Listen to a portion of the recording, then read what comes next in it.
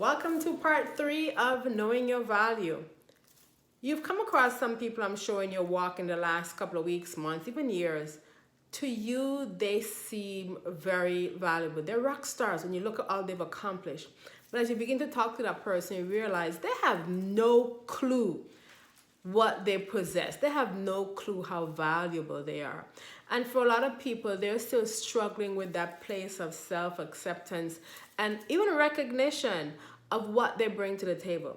And oftentimes when I come across coaching clients who are like this, I often ask them to go back to that fact sheet and spend a couple of days really reviewing all that they are, all that they've accomplished, all that they possess.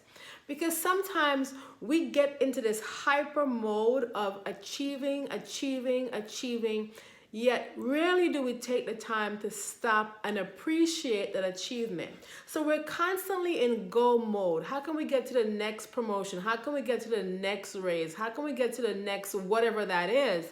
And we haven't sat to appreciate the journey, the process, because we're waiting for outside validation.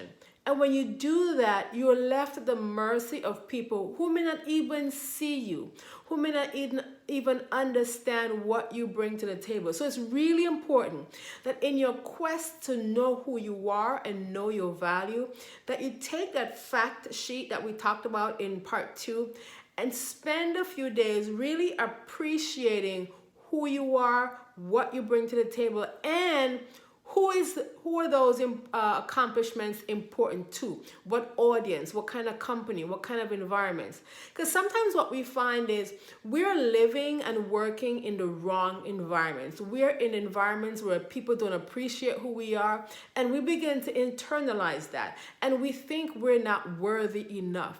When really what needs to happen is you need to take responsibility for your own development and spend some time reflecting on who you are and then figure out who values this. It's like throwing pearls to a swine. If you throw a pearl to a swine, the swine is not going to appreciate it. Some of you are throwing your pearls, your gifts, your talents, all that you are in your personal and professional life to environments that are swine-like. So I'm going to ask you to think about the environments that you exist in that may not appreciate who you are, and for you to consider what you need to do about that. Because sometimes we find ourselves reflecting the environments that we're in, and if they don't value you, you're not going to value yourself.